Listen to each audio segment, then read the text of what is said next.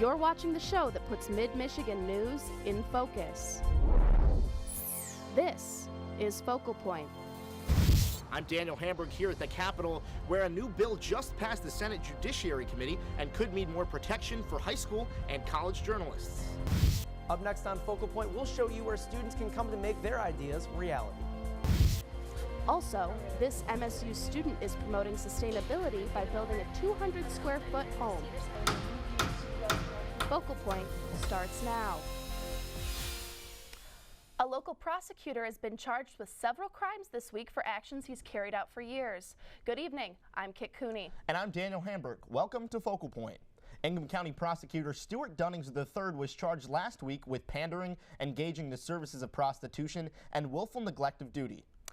Focal Point's Connor Hansen has details on what the prosecutor faces next. The prosecutor in the capital city of Michigan has a responsibility to enforce the law, report crimes, fight crimes, but he did just the opposite.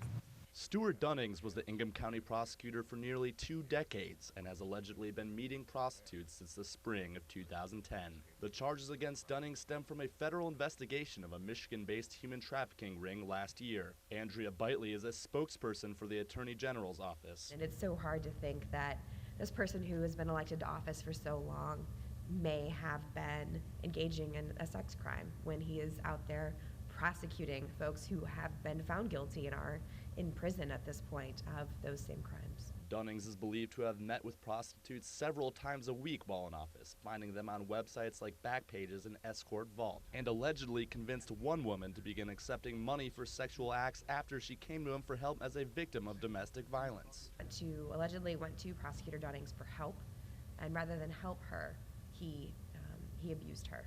He forced her into a situation where she was exchanging her body for money. Prosecutor Dunnings will be in court next week to face charges. In Lansing, Connor Hansen, Focal Point News. The Attorney General's office is encouraging any other victims in the case to contact them directly. Governor Rick Snyder was also in the hot seat last week regarding his response to the Flint water crisis. Focal Point's Madeline Carino tells us what happened when Snyder testified in front of a congressional committee.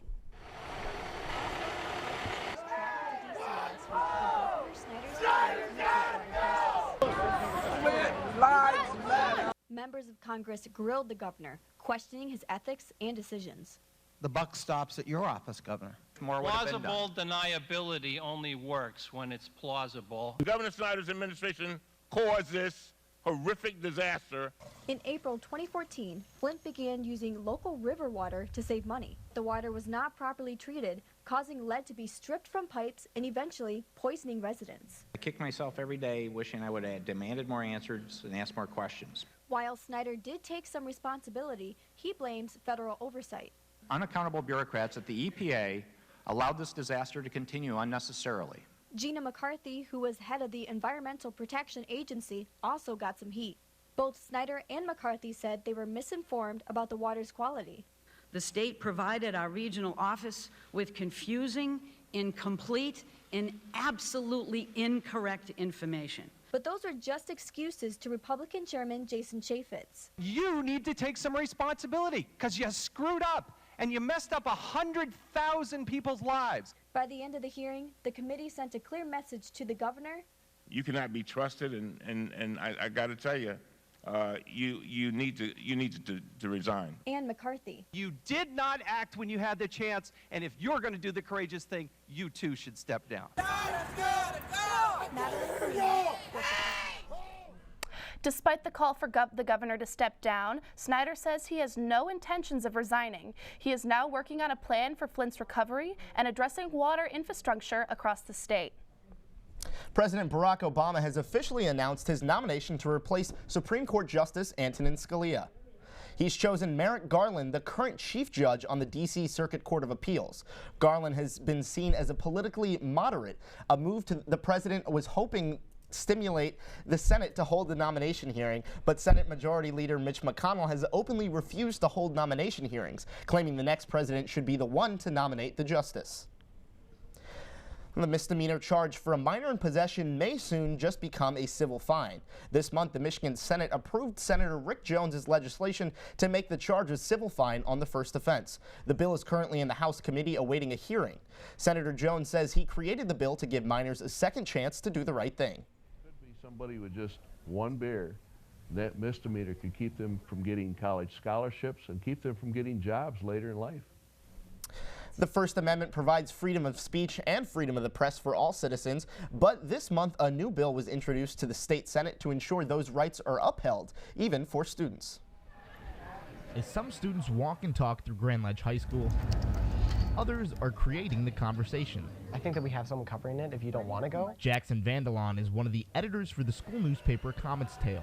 The stories he and his classmates write are sometimes hot-button issues. Their rule is if we give them heads up on a potentially controversial subject, then they're fine. The Grand Ledge administration may be easy to work with, but that's not the case with all school districts, and why the Student Free Press and Civics Readiness Act was introduced this month. Senate Bill 848 would help encourage and protect their work by preventing unwarranted censorship of legitimate journalism. Jeremy Steele runs the Michigan Interscholastic Press Association. So you're good to go. And he says the new bill will give students extra protection when they're working and prevents school officials who are really government officials from interfering with the content of that student media unless they have a really good reason. Testifying to the Senate Judiciary Committee alongside Steele is high school journalist Chris Robbins. Without the protections that are being granted under this bill, I wouldn't be able to do the type of things that I have already been able to do in my school district. Overall, Vandelon says it's about being able to educate the community. My view on the First Amendment is that if we aren't able to tell people information, it just perpetuates this idea of a generation that doesn't understand. Mr. Chair, there are 5 yeas and 0 nays. The bill is reported. I'll make the motion to recommend immediate effect. Seeing no objection, immediate effect is recommended. The bill unanimously passed the State Senate Judiciary Committee and will now head to a vote on the Senate floor. You might be seeing a new transportation service on Grand River in the coming years, but some Meridian Township residents are not too thrilled with the proposed plan. CATA is proposing a new bus rapid transit system which would stretch from the Capitol Loop in Lansing all the way to Meridian Mall. Buses would run in a dedicated lane with 2 lanes of automotive traffic. Meridian Township residents expressed their concerns about the system at this week's town hall meeting, saying the project would not be in their best interest. Many were afraid the system would create more traffic, slow commute times, and be dangerous for pedestrians. If you want to get on a bus and you have to cross the street, there's huge stretches in Meridian Township where you can't cross with a light, and you're taking your life into your hands, literally. CATA says the BRT would cut commuting times from 9 minutes to 5 and would stimulate economic growth in the area. This project has an estimated price tag of $133 million and would break ground in 2017 or 2018. And Spartan Green took on a whole new meaning at last week's as students celebrated St. Patrick's Day, but many local businesses said foot traffic wasn't as good as usual. Focal Point's Ariel Ellis shows how some of these businesses weren't seeing as much green this year. For years, St. Patrick's Day has always brought out large crowds, draped in green and drenched in spirits. However, this year, the scene outside seemed a little bit different. Inside Dublin Square was busy. This is really our day. Bartender Ryan Kavanaugh says being the only Irish pub in town means working double to accommodate all the partiers. We had the first people lining up for today at midnight last night. I heard the line was up to about 250 to 300 people by 6 a.m. The popular Irish bar opened at 7 a.m. As soon as we open the doors, though, they flood the gates. And on this drinking holiday, Kavanaugh says the drinkers did not disappoint. I think today we prepped about 300 Irish car bombs right when we opened at 7 a.m. And I'm pretty sure they were pretty much gone in the first 15 minutes. Although Dublin had great success, other businesses in the area just didn't have the luck of the Irish. It's kind of disappointing. Conrad's Grill General Manager Chris Sony says the restaurant was busier than most days. Here's a big one, tater tots. But still didn't see the crowds they expected. Would you like a bag? My staff, we're prepared for basically a football Saturday, like a Michigan game kind of Saturday. It started off pretty quiet. I feel like the weather had something to do with it. Conrad's Grill wasn't the only business lacking the usual St. Patrick's Day spirit. Harper's, Rick's, and the line for Burgerama at the Riv fell a little short. Free water, free pretzel. Josh Dyson, who hands out sober snacks with his friends on St. Patrick's Day, was surprised that there were no drunk crowds to sober Exam up. today, I have an exam today. A lot of people have exams tomorrow too, so they're not coming out tonight because they gotta go study for tonight. Even though the crowds this year were down, East Lansing police say crime was up. I believe in 15 we had 25 arrests and 2 of those were for drunk driving. This year we had 32 arrests and 5 of those were for drunk driving. Numbers Lieutenant Wigglesworth said were expected for St. Patrick's Day. People drink that don't necessarily otherwise drink. They may be at the bar at noon on a Thursday, out of the norm, and so we know that that's going to be a busier day. Busy for some, but for most, St. Patrick's Day 2016 just wasn't busy enough. In East Lansing, Ariel Ellis, Focal Point News. Were you decked out in green for St. Patrick's Day? Well, I was wearing a green tie. Unfortunately, I had to work, so I wasn't out at those bars. Right, I get that. So after the break, we catch up with a local man who has survived not 1, but 2 terrorist attacks. Plus, we'll look at some new products and businesses developed by MSU students. When do we give up? When do we just close our eyes and say, that's it? This water's too polluted. This disease too far along. To a Spartan, the answer is simple. Never. Because Michigan State was founded on the belief that our purpose is to make the world a better place. And when you're open to unconventional thinking, value people's differences, and are willing to forge true partnerships, then and only then can you solve the world's toughest problems. Like renewable energy, clean water, and Parkinson's disease. Because we know our true triumph lies in the impact we make on the world around us. And after all, if we don't do it, who will? Spartans will. International travel can be dangerous, but for one East Lansing resident, it almost landed him in the middle of a terrorist attack. Focal Point's Matt Miller has the details on that story. Patrick Anderson travels to Turkey for work. Anderson Economic Group has had an office in Turkey for over a year now. They work to bring together businesses from Turkey and the United States. We were part of a delegation that went to Ankara. However, shortly after Anderson left Ankara, an explosion rocked the town. There was a car bomb that was detonated. 37 people died in that attack, and over 100 were injured. And that happened about 72 hours after I left. And it happened in a familiar area, targeted by terrorists. And they frequently went up and down one of the main streets in Ankara, which is a street that goes in between a lot of the government buildings. Being in Turkey around the time of a serious car bombing has greatly impacted Anderson. However, this isn't the first time he survived a major terrorist attack. I was in the World Trade Center at the time when the first plane hit. As a survivor of 9/11, he escaped before the towers fell. Sometimes you wonder, why did you survive and other people not? And it can be a burden on you. In regards to surviving both of these attacks, Anderson believes it's part of a higher plan. I do feel that God intended me to live. Anderson is doing his best to remember those who did not make it out of the buildings. I feel that that's part of what I should do in my life now is help remember those people. So. He even helped co-found Michigan Remembers, which hosts a 5K run, a scholarship, and acts as a memorial for the victims of 9/11. And our goal when we started this was let's remember every Michigan victim. Let's make sure there's some kind of physical memorial in Michigan. And now in Lansing, a memorial to 9/11 stands in Wentworth Park. In East Lansing, Matt Miller, Focal Point News. Wow, what an incredible story, and so much tragedy in this world today. Yeah, but it's really nice to see what he's done with Michigan Remembers.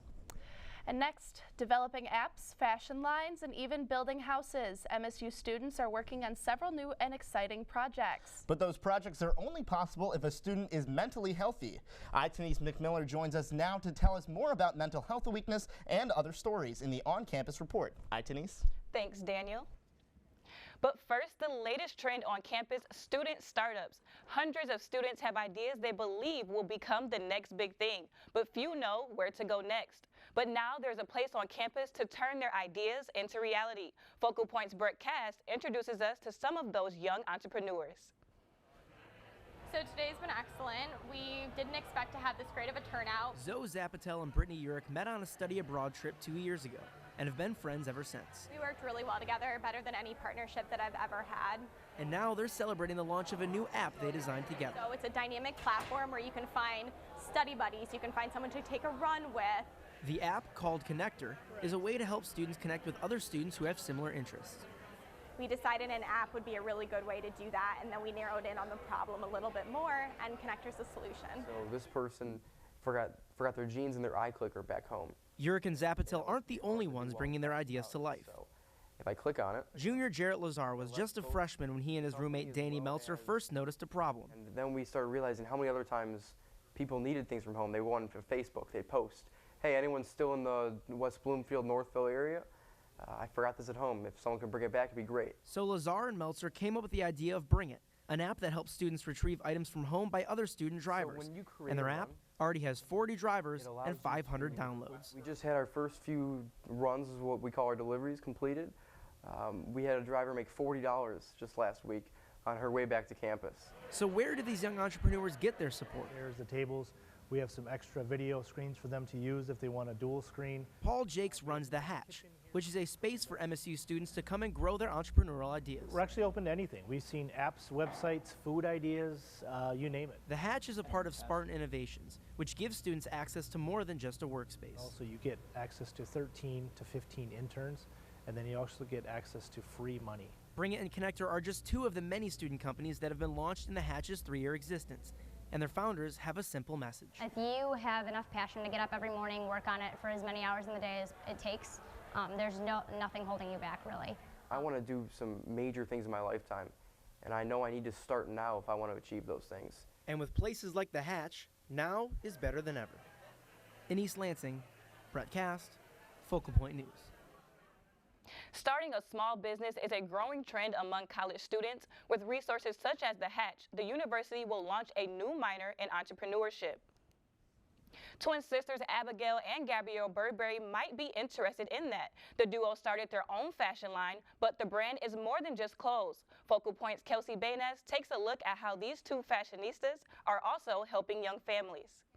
Hi, it's Abby, and welcome back to our channel. Ever since Abigail and Gabrielle Burberry were little, they knew they wanted to be entrepreneurs. When we were 16, we came up with the idea, and our parents really supported us in it, so from there, we've just grown it ever since. Their business, Bella Gemelli, meaning beauty of twins in Italian, is about designing their own clothing line. It's a boutique, and we're moving from a boutique to our own designs, so it's kind of just a brand of fashion, and we want to start adding more like lifestyle things in there. As of now, they are in the process of designing the clothes through the Detroit-based manufacturer, Detroit Sewn. Right now, we get the word out mainly from Facebook ads are really helpful, and since our boutique right now is just online, we do a lot of like Google ads, and mostly I would say Instagram and word of mouth is like the #1 thing that is helpful for our business.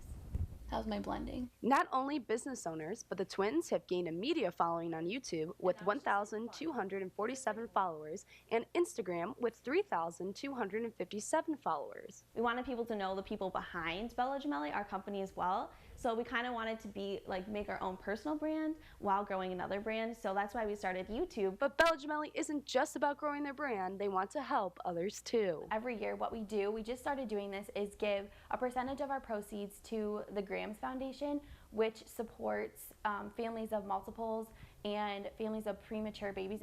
Abby and Gabby plan on continuing their growing business and their fan base in the future. I don't think there will ever be a time where we don't work together, because after we graduate, we still want to own our company together and grow it from there. In East Lansing, please give it a thumbs up. Kelsey Bayness, Focal Point News.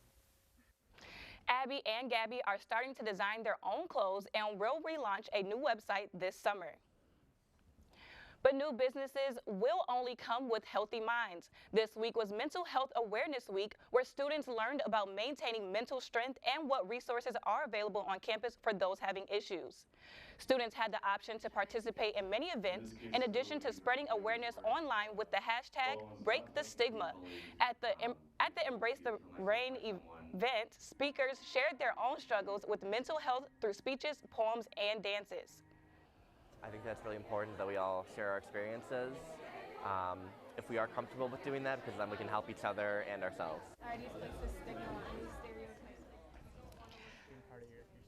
At the end of the event, the audience participated in discussion on how to better raise awareness about mental health issues on campus. And other efforts to protect students, the administration has banned hoverboards. Students received an email last week that the self-balancing scooters would no longer be allowed on campus. Earlier this year, hoverboards were previously banned in residence halls because they are considered a fire hazard. MSU spokesperson Jason Cody said the main reason behind the ban are reports of scooters' battery exploding. The idea of one student led to a campus-wide movement. Her small design could have a huge impact on the community. I've been keeping a track on the movement, so I got really excited when I heard MSU is planning on doing something like this. It really stuck with us and that was really interesting. And that interest sparked a campus-wide movement. Roughly 200 students that will be working on the project. Involved in what, you ask? All 4 of these going in? The construction of a tiny home. The leading force behind the project, MSU interior design senior Tiffany Polpa says, we're using this tiny house as a way to promote minimalism. MSU's associate director of planning and design, Patricia Crawford, agrees. It's about valuing the experiences over accumulating things. For these students, a decrease leads to an environmental increase. The idea, the basic concept is to reduce in your lifestyle. Estimated to be less than 300 square feet. 4 people can do yoga in there if they're lined up nice and close. This forces tiny home owners to think of how you're disposing of your waste and how you're storing your food and what do you really need to survive. The plans for the home were donated by the Tumbleweed Tiny House Company. We didn't want to have students designing this one because we're not architects and somebody's going to actually live and use this home. Students are working hard, sawing and hammering away right behind me just to get this project complete by mid-April. When complete, the home's official name, Sparty's Cabin, will feature environmental friendly products. Well, we're using cellulose insulation as opposed to using a foam or more kind of toxic material. We'll trim that one, cut that one just a skosh shorter. MSU's Forestry and Shadows Club supplied the team with sustainable tree products. For us, they're doing our countertops, our shelves, and our ladder. So that is all trees, from MSU's campus that otherwise, wouldn't have been put to use. Sparty's Cabin already has a busy schedule. We're going to take it into the community and we're going to educate the community on sustainable living, but then we're going to donate the rest to charity.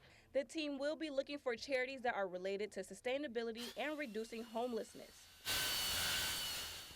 The $27,000 needed to build the home were funded by multiple MSU organizations and outside vendors. Once Sparty's Cabin is complete, it will be featured at events such as Participation, the Arts and Crafts Fair, and the Garden Show. That's what's happening on campus. I'm Itanise McMiller. Thanks, Itanise. MSU women's basketball star Ariel Powers has broken another record this season. Plus, Coach Izzo's reaction about the upset that shocked the country. Stay tuned for more in sports. Ever wonder where courage comes from? Where one finds the strength to believe in solutions that seem impossible? It takes a Spartan's will to understand that by working together we can solve the world's biggest problems, from renewable energy to fighting malaria. After all, if we don't do it, who will? Spartans will. I'm Brett Cast with this week's sports. For MSU fans, it's strange to be in the middle of March with no more basketball to watch. Some are calling it the greatest upset in NCAA history. And this week, Coach Izzo addressed how he is coping with Michigan State's devastating loss to 15-seed Middle Tennessee in the very first round. About what kind of seasons our other guys have had, just like I am every year. And don't make this out to be such a different. I mean, we have gotten beat early on. We have gotten beat being picked by the president to win. I mean, I'm old hat at some of these disappointments. And now the Mr. Basketball Trophy for the best high school player in Michigan is going to a future Spartan. For the past 2 years, Cassius Winston has led his U of D Jesuit team to the state finals at the Breslin, his future home. Though still recovering from his rocky ending, Izzo is now looking forward to a future with accomplished players like Winston. I'm not worried about anything right now except the guys I got getting better and the guys when they come in, and that won't be until summer, and then we'll work with them. I'm excited that Cassius got Mr. Basketball yesterday.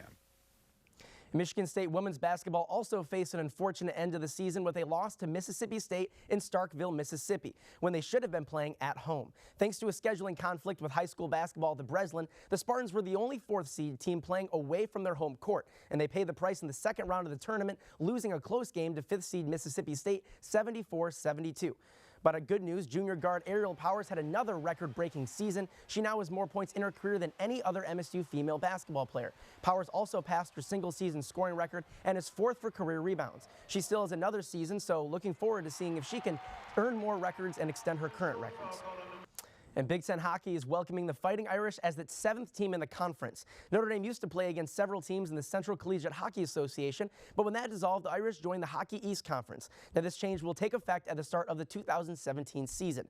Now that basketball season is over, it's time to talk football. Yeah, that's right, spring practice started this week to prepare for the annual green and white scrimmage. It'll be a chance to try out some new players and help decide next season's starters. Coach Mark D'Antonio stressed getting better every practice and, as usual, did not discuss injuries. This is, I think, the first opportunity we have a chance to sort of see where we're at as a football team.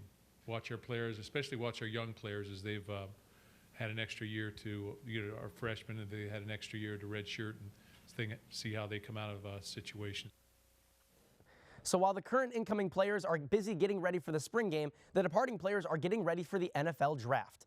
Michigan State held their NFL Pro Day last week, giving players a chance to showcase their skills in front of NFL and CFL scouts. And one of the biggest names out of MSU is offensive lineman Jack Conklin, who left after his junior season, going from former walk-on to a projected top 15 pick. 4 years ago today, I had no idea where I was going to be, and now I have a chance to go. I'm about to go to the combine and have a chance to be a first-round pick, and it's crazy. I mean, thanks Coach D for that. And Michigan State baseball finally returned to East Lansing on Wednesday after a month-long trip down south. The Spartans took down Central Michigan 4-1 in their season home opener. Though dealing with some rainy weather, MSU managed to bring in 3 runs in the 3rd inning with the help of 3 CMU errors. And MSU improved to 15-3 overall and will open their Big Ten season playing Rutgers in a weekend series at McLean Stadium. Always good to play at home, no question about it. Regardless of what the weather is, I think it's something our guys take a lot of pride in. We take a lot of pride in playing the in-state schools as well, and very good friends on both teams. MSU softball was scheduled for a 3-game series against Wisconsin, but yesterday's heavy rain forced the game to be postponed. Now instead, the teams will play a single game on Friday at 3 and a doubleheader Saturday beginning at 1. Wednesday's game against Notre Dame was also canceled due to weather. And the women's gymnastics team is tumbling to Athens, Georgia for the NCAA Regional Championship this weekend. The 6-seed Spartans are looking to place in the top 2, then they will head to the National Championship in Fort Worth, Texas. The team finished 7th in the Big Ten, the highest finish since 2013. And last but not least, MSU's alpine ski and snowboard teams brought back some hardware from the 2016 National Championships out in Lake Placid, New York. Senior snowboarder Kelsey McGursk laid down the 2 incredible giant slalom runs on the 1980 Olympic run, earning her the bronze medal along with an 8th place finish in the overall competition, thanks to her high scores in the slopestyle, rail jam, and board cross events. Now that's what's happening. A very busy week in sports. I'm Brett Cass. Daniel Kitt, back to you. Thanks, Brett. And finally tonight, Apple's big reveal about the new lineup of products. Apparently small is the new big for the next generation. Monday's announcement included 2 new products, and they both have smaller screens. The iPhone SE has the latest technology, but squeezed into a 4-inch Retina display. A more compact 9.7-inch iPad Pro was also revealed. A spokeswoman from Apple said the company was trying to reach a market that wants smaller electronics. Don't think I like it, just because I had just got the iPhone 6s and I love the size of it. I love the bigger screen. This is kind of an acknowledgement that, yeah, while people like bigger devices, there's also a group of people who want a smaller phone or a smaller tablet. And I don't know about you, but I love my 6. I don't think I could do a smaller screen. Yeah, no. Once I went to a bigger screen, I can't go back. And that's our show for tonight. Thanks for watching. We leave you now with a musical collaboration from the MSU Opera Theater and the China Conservatory of Music performing The Savage Land. Good night.